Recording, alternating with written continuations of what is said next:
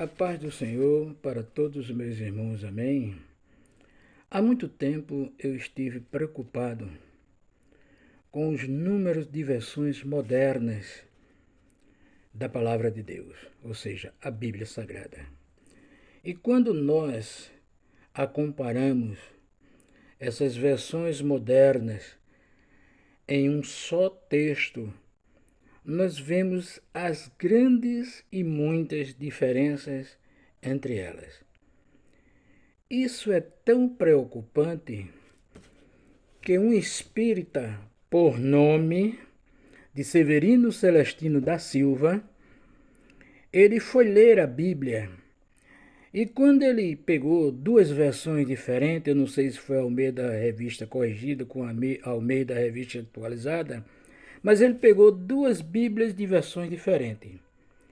E em um determinado texto ele viu que havia uma enorme diferença entre um e outro. E ele ficou preocupado e pensou, qual dessas Bíblias estão corretas e foram traduzidas certas? E se elas foram traduzidas certas, por que essa diferença de tempos verbais, de modo, de conjugação, de frases e expressões inteiras diferente de um texto, do mesmo texto de uma versão para outra? Então ele é um dos maiores odontologistas da Paraíba e ele veio aqui para Pernambuco, foi para, não sei se foi na Católica ou na Fafiri. Eu sei que ele deu entrada como portador de diploma, porque ele tem curso de nível superior. Ele é um odontologista formado e muito conceituado, um dos grandes conferencistas espírita. E ele foi estudar o grego e o hebraico. Eu não sei se foi também o aramaico. E ele não veio aqui para Pernambuco para passear, não veio para brincar, ele veio para aprender mesmo. E quando ele aprendeu essas versões, esses idiomas dos originais, ele volta para a Paraíba e lá ele escreve dois livros, que eu tenho esse livro dele. Um é o Sermão do Monte, no grego, e o outro é Analisando as Traduções Bíblicas em Hebraico. Esse livro é quase totalmente escrito em hebraico e o outro em grego. E ele translitera os textos que nós usamos para condenar a comunicação com os mortos.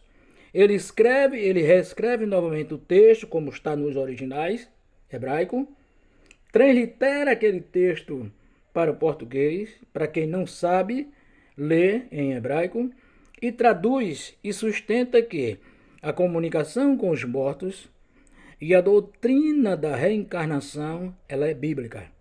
Ora, uma pessoa que não é cristã, uma pessoa que não acredita na palavra de Deus como tal, mas que foi estudar para desfazer das doutrinas bíblicas. É por isso que a Bíblia diz que os filhos das trevas são mais prudentes que os filhos da luz. Porque nós que temos a verdade em mãos, abrimos mão do conhecimento dessa verdade. Porque Paulo, escrevendo lá em Filipenses 1,16, diz que nós somos defensores do Evangelho, ou seja, ele foi posto para a defesa do Evangelho. Nós somos defensores do Evangelho. Cristo ele não precisa de defesa, mas nós precisamos defender aquilo que cremos. O apóstolo Paulo, ele disse na sua segunda carta a Timóteo, capítulo 2, versículo 15, procura te apresentar a Deus como obreiro aprovado, e que não tem com que se envergonhar e que manejas bem a palavra da verdade. O apóstolo São Pedro, na sua primeira carta universal, ele disse que nós devemos estar preparados para responder com mansidão acerca de quem nos perguntar a razão da nossa esperança. Ainda na sua segunda carta universal, Pedro disse, na Bíblia há pontos difíceis de entender, os quais indoutos inconstantes usam para distorcer. O apóstolo Judas, escrevendo lá em Judas 3, ele disse que nós devemos batalhar pela fé que uma vez foi dada aos santos. Então nós temos o dever, a obrigação e a responsabilidade de nos preparar para isso. Agora veja bem, tudo isso ocorreu depois que surgiu a famosa crítica textual. E por falar em crítica textual, o que é crítica textual. Então eu coloquei aqui o seguinte: crítica textual é a ciência que cataloga, compara e estuda os manuscritos antigos da Bíblia, Antigo Testamento e Novo Testamento, para determinação do texto mais exato ou mais antigos possíveis, apresentando ao final uma edição crítica emendada e um aparato crítico com um conjunto exaustivo ou não de variantes principais. A crítica textual é o resultado da crítica textual moderna iniciada por Westcott e Holt em 1881. A partir das descobertas dos manuscritos até então de origem alexandrina, ou seja, do Egito, especialmente o Sinaítico e o Vaticano, os quais apresentavam seres os mais antigos, além de terem uma leitura mais curta, mais difícil, estranha e menos ortodoxa, sendo por essa razão, segundo os seus critérios não bíblicos, considerados melhores e mais próximos aos originais. Ora, isto se deu num contexto do liberalismo teológico e do surgimento das ideologias darwinistas, evolucionistas e marxistas do século XIX.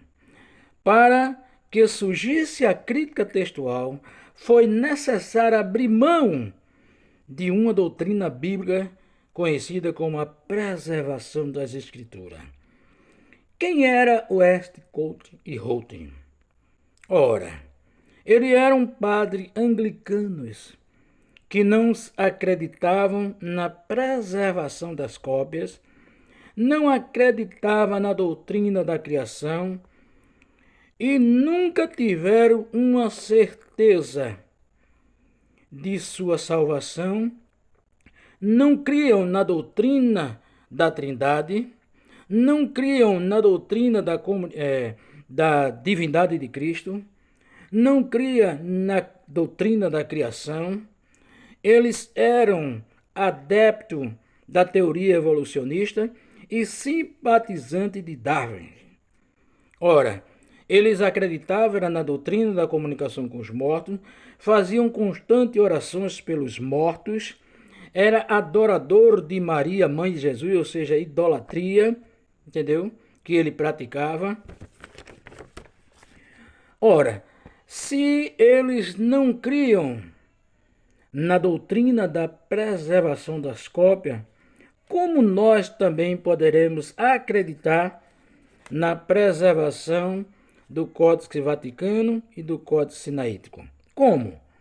Westcott e Holt, eles nunca deviam ser autorizados a compor o texto crítico. Aliás, essa crítica textual nem deveria ter existido como existe hoje. Por quê? Porque eles não tinham a nossa doutrina. Eles não eram salvos. Então, como é que pega um homem desse e bota para criar o texto crítico? Vejam bem. Ora, vocês querem ver o erro de corrupção, o erro doutrinário? Pegue a NVI. Pegue outras Bíblias que foram traduzidas do texto crítico. Qual a razão de Westcott e Holt ele ter tirado o vocábulo teós, que significa Deus, na primeira carta de Paulo a Timóteo, no capítulo 3, versículo 16, e colocou um pronome relativo, hos, porque lá no texto receptor está escrito Deus se manifestou em carne. Mas na NVI, todas as versões do texto crítico está escrito aquele que se manifestou em carne. Aquele quem, gente? Porque até o homem, ele se manifesta em carne. Lá em Romanos, capítulo 14, versículo 10, Ele tira o vocábulo Cristo e aí ele coloca o vocábulo Theos. Qual a razão disso aí? Porque lá em Romanos 14:10, no texto Receptus, está escrito tribunal de Cristo. É Cristo quem vai julgar os crentes após o arrebatamento da igreja. Porém, a NVI diz o tribunal de Deus. Que Deus? Pai, Filho ou Espírito Santo? Então tudo isso é feito para desmerecer, enfraquecer, violar ou acabar com a doutrina da divindade de Cristo. Então veja bem, o texto crítico é também chamado de texto eclético, que eclético significa minoria, né?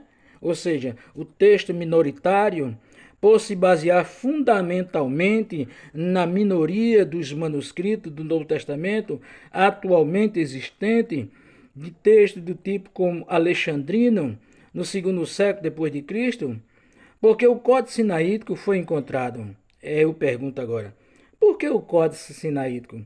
Ele foi encontrado num monte, ele foi encontrado numa pilha de lixo no mosteiro de Santa Catarina, perto do Monte Sinai, em 1844, por Tischendorf. Por quê? O que diz realmente sobre isso? Será que tem uma explicação? Ora, os manuscritos alexandrinos, seria ele os mais próximos originais, por serem mais antigos?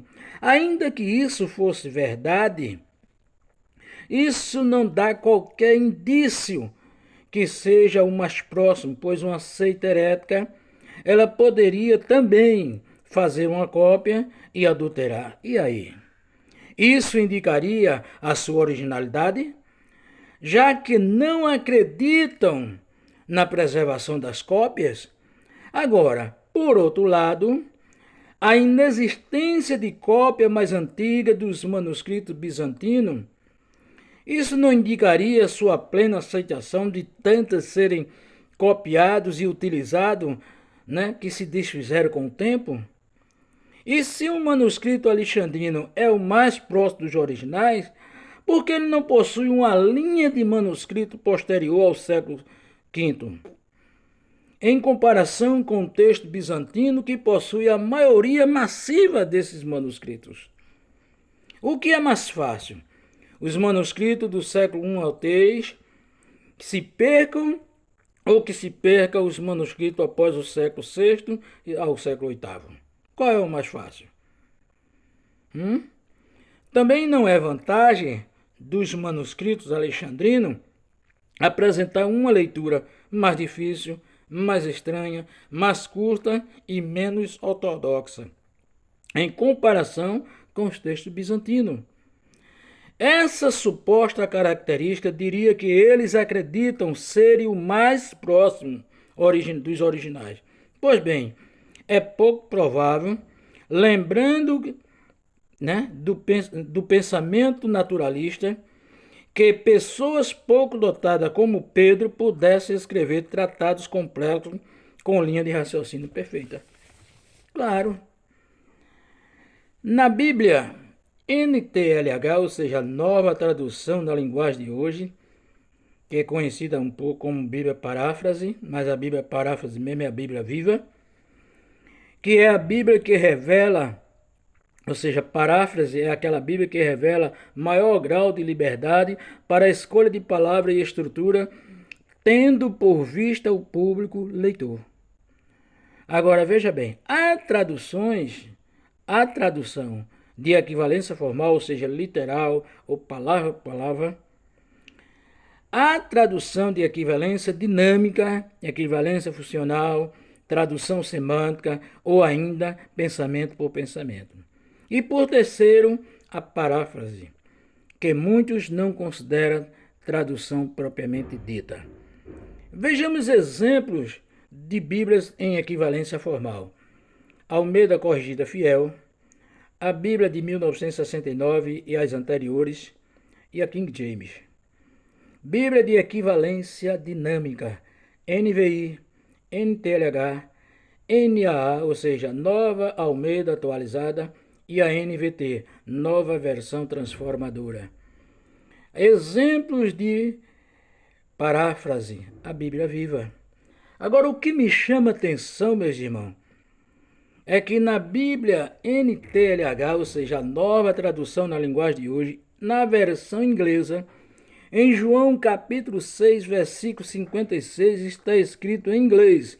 Eu não entendo inglês, mas um colega meu, irmão em Cristo, que mora nos Estados Unidos há mais de 9 anos, já conhecia o inglês antes de ir para lá, ele traduziu para mim a parte que me interessa, que diz, Ruevo, it's me, que significa quem me comer. Ora, isso abre margem para a homossexualidade. Jesus disse, aquele que me comer, que é isso? Ruevo, it's me, aquele que me comer. Veja que absurdo. E ainda sem contar, meus irmãos, que a Bíblia inclusiva de Alexandre Feitosa, um homossexual que escreveu essa Bíblia, também tirada do texto crítico, ele usa vários textos para aprovar a homossexualidade dentro da Bíblia. Então, logo, o texto crítico usa os métodos de avaliação de equivalência dinâmica. Ele não está preocupado com a tradução literal, ele está preocupado com a linguagem mais fácil que o povo entenda. Então, como posso eu acreditar numa Bíblia crítica textual, ou texto crítico, que foi criada por alguém que não era crente, não era salvo e não tinha nenhuma credibilidade na nossa doutrina? Deu para entender? Então eu quero agradecer a Deus por tudo, em nome de Jesus.